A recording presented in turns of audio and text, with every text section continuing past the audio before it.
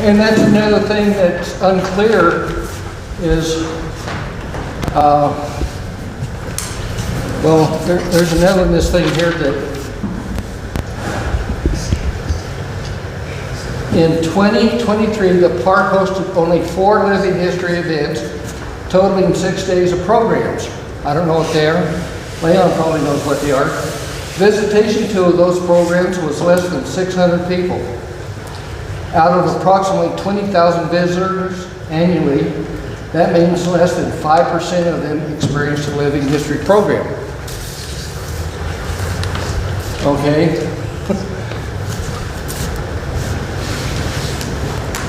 So, I don't know how many times living history is done out there.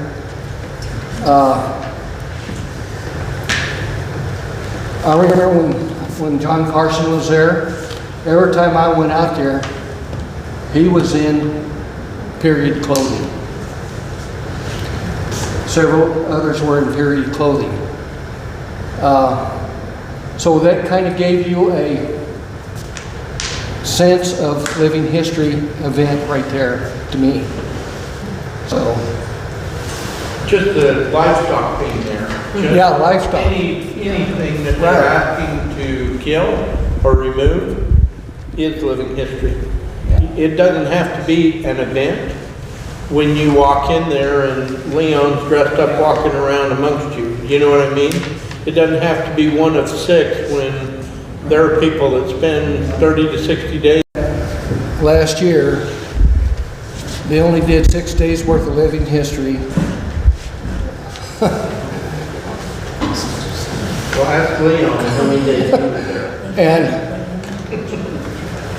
it's just not true. So their data gathering is not correct. You know, in my opinion. One of the reasons there wasn't much attendance, there was no candlelight tours at Christmas time. So that was a big thing people look forward to. Yeah, that's hundreds of people. Yes. You had to make reservations. Yeah. We were always filled up with the reservations. 8 tours on Friday night, 12 on Saturday night. Then other activities in the daytime for the young people and with animals, because they had to help drag the Yule log in and so forth. Well, and not only that, Leon, on the 4th of July, I remember 800 people coming into the fort on 4th of July. What happened to that? Why isn't there 800 people on the 4th of July here now? So anyway, It was offered to adults for one day to maybe learn what a blacksmith does or a carpenter or so forth. And just last year was not typical of Bent's Fort. see, and is there data for that one year? Did they not go back? Well, if they went back during a couple of COVID years, their data is not right, you know. So, hold it off, you know, the best event ever held out there. Yes. How many people showed up for that? Well, we had 385 at the banquet. Yeah. Well, we had one candlelight tour out there that we had so many people during the day. Yeah. That was standing room only when we were pulling happy. And So, I think their data needs to go back prior to the previous administration, you know, before the previous administration, because the numbers started dwindling with the new administration. so, you know what this, they said they only had 6 events. I don't know what they were, you know. It doesn't Well, say. unless they're counting the teachers, because there's a teacher training and there's around 40 teachers or so that we train. And they stay about 3 days. Yeah. And there's So I guess kids' they would consider that as an event, wouldn't they? I would. It's on their events thing, and then there's kids' quarters. There was the 4th of July, there was a candlelight, there was a Hispanic 5-day Day. thing that we did in encampment. There's, Native American. First Missouri days in schools where they half a day and then half a day Bent's Fort. And there was more than 600 people just from the area school kids in that one event. Right. Yeah. So their numbers, somebody, Yeah. and like he said about his geocaching, when that geocaching first started, that brought in herds and herds of young people. And then all of a sudden he was told, you cannot put it on the arch, you can't put it inside. So it's almost like we're getting shot in the foot. Yeah. When we first put the geocache out there, the Ford built the box to put the geocache in, and it was attached, right, Kevin? And so I don't know why that got changed. So anyway,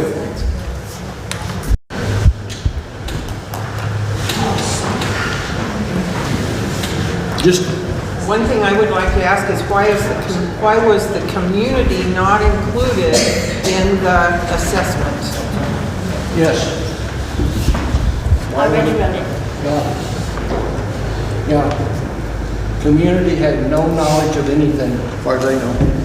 So do we want to kind of get everybody to write a letter and email and make a phone call and tell your friends? And is that one of the things we want to get out of this tonight? Yes. Okay. And everybody you know. Yeah. Yeah, if you have any more to add to this list, let us all know. And Larry, to my knowledge, and Leon could probably back this up to our knowledge, they did not interview any of the volunteers. Yeah. Or the living history. They didn't interview anybody. It was staff only, as far as I And it know. looks to me like they're trying to cut out the volunteers when you read that release. That's Yeah. right. Exactly. Why not? Why weren't they, like you said, that they should have provided a list of people that are involved at Vince Old Fort on a regular basis? You know, talk to them, got their opinions. Right, Leon? Right, the reason they weren't talked to is because there was no volunteer space in the cookie cutter that you talked about. They didn't, Well, we need to take that cookie cutter away from them, that's what we're trying to do. That's right. and on the college class that they would, whoever they were writing for their master's or PhD, they did not get the big picture. Right. How was it conducted, advertised, if done? What portion of the community did they outreach to? They didn't do no outreach. They didn't notify anybody, so we know that already. So we need to ask them questions, right there. You Maybe know? we should write that Pricer company with all of our concerns too, and all of our interjections to say, you did a crappy job. Yeah. In a nice way. Well, I think a question to be asked is, was there public notice given? And if so, when and where? yeah. Because I found with some other entities, not Park Services, they'll give a notice in the Pueblo or Denver newspapers about issues in Southeast Colorado, and we never see it, but yet it was published. So they can say it. So it's a sleight of hand type of move. Yeah. So I think it'd be a good question to ask if they did and where. You know, and another thing, they should have started at 6, you know, at the minimum, 6 months out. You know, putting these notices out there, you know, for people that have concerns, you know, that want to be interviewed and see what's going on. So, yes, sir. Politically, I don't feel like asking questions is our mode of fixing a problem either. Because there is no specific person that is going to politically answer those questions, in my opinion. I think it is more up to us as a mass to make sure that we are commenting, that we know these things, that we know that nobody asked for volunteers, that we know that nobody knew about this until all of a sudden we'd already been shot in the foot. So, Yeah. Well, that's why I said, when we ask these questions, we need to put comments like that in there. You know, anybody in here was notified? Anybody? What was that? Was anybody in here notified? No. So, but yeah, we need to put a comment with each of these, you know, the living history people from local and distant were not notified, you know.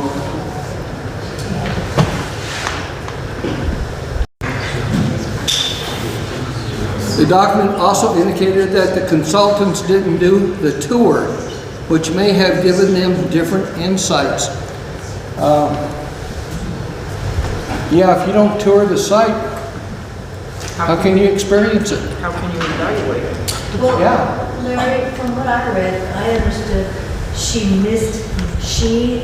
the entity that did this, the one person who is the firm, missed the tour with everyone, but then came later. So she missed what everybody was given in the tour. She didn't get that, is what I read. So I went to her site to see about her. It was her. Yeah. So she missed that, and everything else she did after that was extremely. Did she have a private tour, or did she just walk around, or? Yeah, she missed the tour.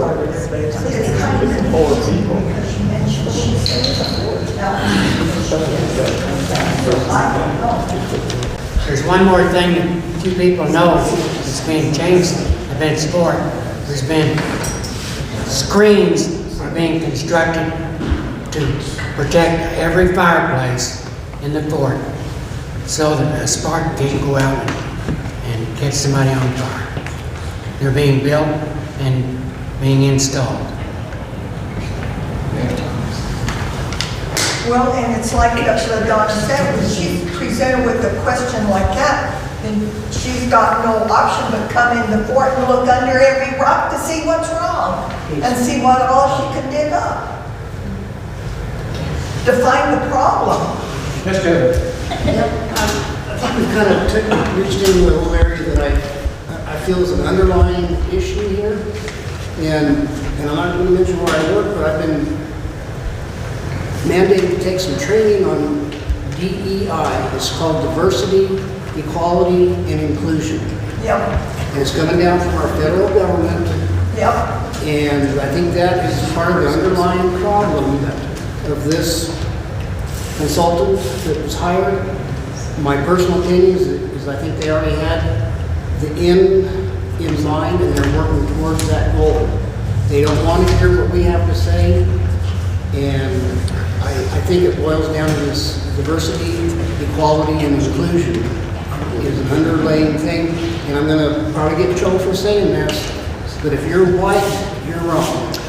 History, we, the white people, told the history totally wrong, and it's the minorities that have been stomped down because of our arrogance, which I find very offensive, because this fort, you can't just walk in there and make up a fictitious historical character and fit in. It has to be based on history.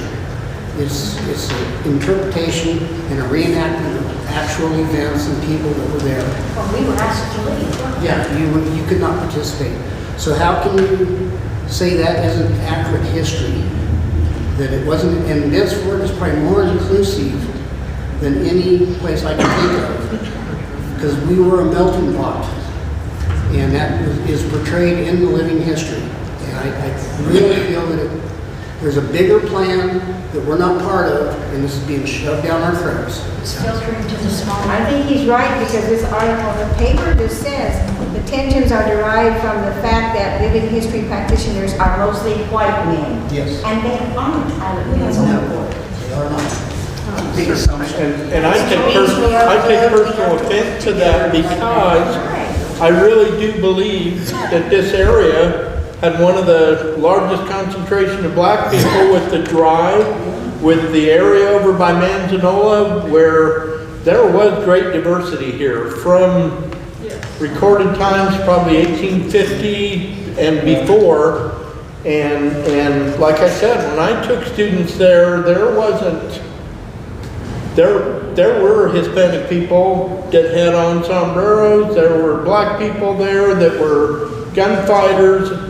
we had the diversity. We had volunteers of the people that are here, and we aren't all white. And we were all involved, and we did our level best to portray a good picture, and that's what history is. So it bothers me, even the LGBTQ plus, I think just because of the population that was represented and things that were going on, that's been interlaced since the 70s there too. I mean, there was nobody that was an outcast from that group. There were people of diversity that were those volunteers. And nobody ever said we're not going to do A, B, and C. What we tried to do, he tried to do more than me, was to put forth a good footprint, a good thumbprint of what was probably happening during that period of time. And I know a lot of people invested a lot of their own money to make sure they had period clothing, period firearms, period blacksmith goods, musical instruments of the time, all of that. So, you know, here we have a government who keeps saying we need to get more volunteers involved. We need to get volunteers in the community.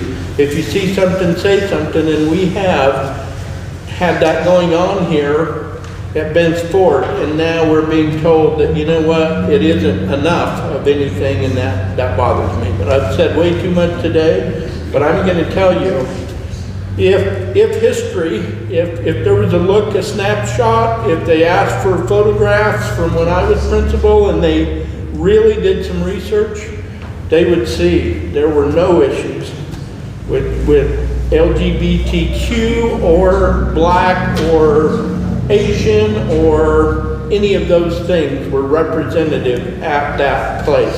We have families here that were Asian, that were actors with Leon, and those who did many years. There is, like everybody keeps saying, a melting pot or a hue of a beautiful quilt that has been put out for years, and all of a sudden is somehow we're being told that was somehow bad. And it wasn't a white person's image. It was as close as this community could react and reenact what was there.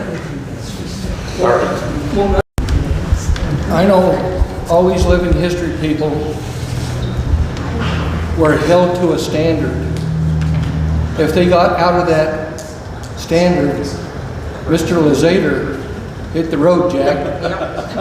You know, I know that happened, you know.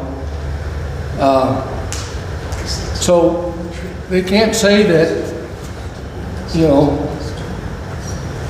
living history people don't know what they're talking about, you know. That's right. Because they are held to a that standard. where the people go through, maybe this evaluator needs to go through that, where they have about 2 days of classroom instruction before they were put into their living history clothing and had to experience it day and night. And then they would be able to say, well, these volunteers are trained. Yeah. Well, the thing about it is, in this review, she kept cutting down the volunteers like they didn't know what they were doing, and this way one time and that way, and on. She did not look at the caliber of the people that we have coming to this fort. Okay.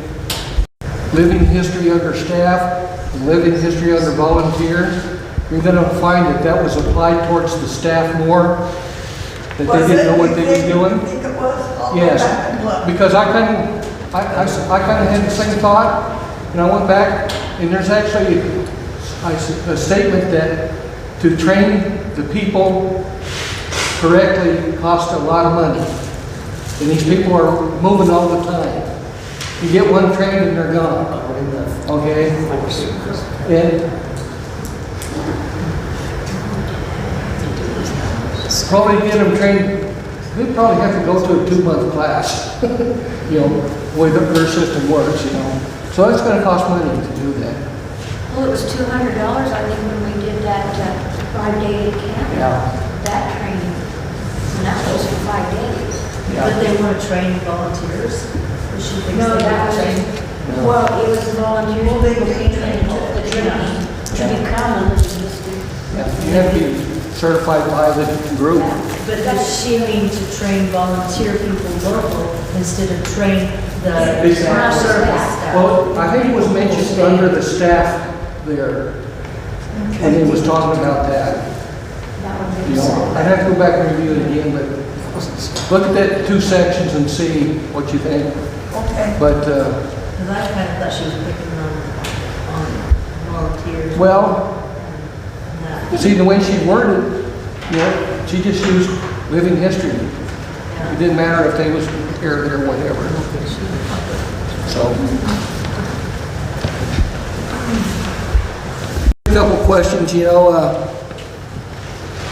how can we get a copy of the advertisement seeking consultant? We don't know how they did that. I guess we can ask that. How can we get a copy of the engineering report?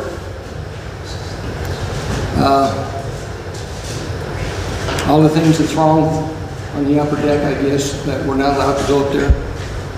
You know, not that we could do anything, but at least we could verify the need for it, I guess.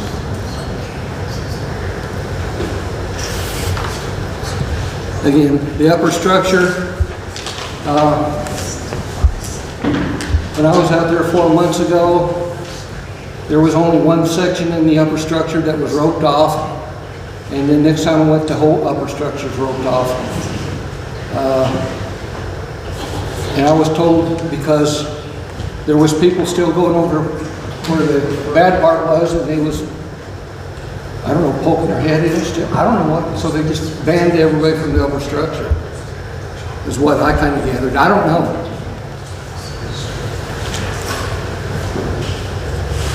Larry, what are you talking about? The upper structure, they roped off an area and called it unsafe. Okay. Okay, and talk about the animals. We already talked about how the animals give an atmosphere out there.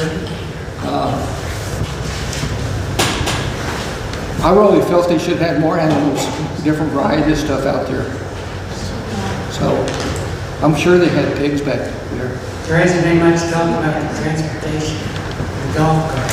Yes. Oh my goodness. Well, That's been gone. I think would be required for the handicapped. That's what I would think. They're not getting the. We brought that up at the symposium, before the symposium. You know, they did away with the golf carts with the previous administration. And they said the reason being was they were too expensive to maintain because of the batteries and so forth. And I said, well, how do you get away with not having transportation for ADA guidelines? And they said, oh, we have a wheelchair. oh, they have And somebody to push it. they did put benches, they did put a few benches so that people could rest as they went down to the fort. But that's all they did, and they were seemed to be in compliance. Yeah. Well, on that cart, when they took it away, at first you could call down to the fort and they'd come get you and everything. But then they took the cart away, and then you had to pick up the phone, and then they would drive up there and pick you up. And then all of a sudden the phone wasn't working. Yeah. And now what we're being told is that he's got a wheelchair. I am sorry, nobody's going to go 1/4 of a mile in a wheelchair pushing a wheelchair. Yeah. Somebody has to push it. I think somebody mentioned to me that their equipment authorization list, then golf carts weren't on it. Anyway. Well, isn't that going against the, what's that law? Keeper, you know that law. What is it Really called? quiet, he's trying to hurt. American Disability Act. Yeah, there you go. Anyway, that's what I was told. It wasn't on their list of equipment that they could have. And so, Or requested. so I don't know. When they took away the carts, I was told that they were too dangerous, and they're, yeah. They were telling different stories. They didn't- Wasn't it due to COVID? Social, No, it was No, before this was before COVID even. they've been before? Yes, before COVID. Yeah, here's that thing. I'm well aware that history is not all white males. You know, that's what Steve put in there. We know that. But for some reason, they reported that it was mostly white males that, you know, are at the fort right now. Where's the diversity? You can't hire people who don't show up to be considered. Don't apply. And that's a truism. Well, you can't even find a person that wants to work nowadays. But when there have been Hispanic Heritage Weekends, when there have been Indian Heritage Weekends, there have been a surprising few Mexican, Indian people who show up to take part, to get a view of their culture at the fort. There have been explanations for this, but they seem lacking. I think that should be considered. Okay. It's not because they aren't invited. You're right. Is The there, volunteers, is there a stigma in the community that they're not welcome, or? you'd have to ask the community. Yeah, we'd have to ask.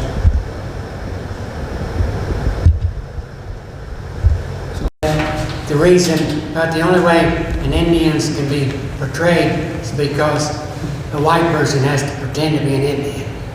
Because the Indians don't come to show their own way. Well, to a point that's true. Several years ago in this room, I thought we was going to have a reenactment of an Indian war. It was just the men, the women were. Yeah, it was just the men. We had Indians on one side of the table and the old white men on the other side. And we got in a disagreement, and it'd take the wife of one of the Indians come in and break us up. I was curious as what kind of tension did they witness? According to the report, they said they witnessed racial tension or whatever it was. Yeah, that's a good one. And They didn't see any. I don't think they even saw any reenactors to see How could anything. they witness when they were only here for a Well- short time with a few people? Right. Let's go back to the cookie cutter thing. Yes, exactly. I think at other places that might have existed, so if it happened in one place, it happens everywhere. You know, type thing. You know, that cookie cutter thing, so.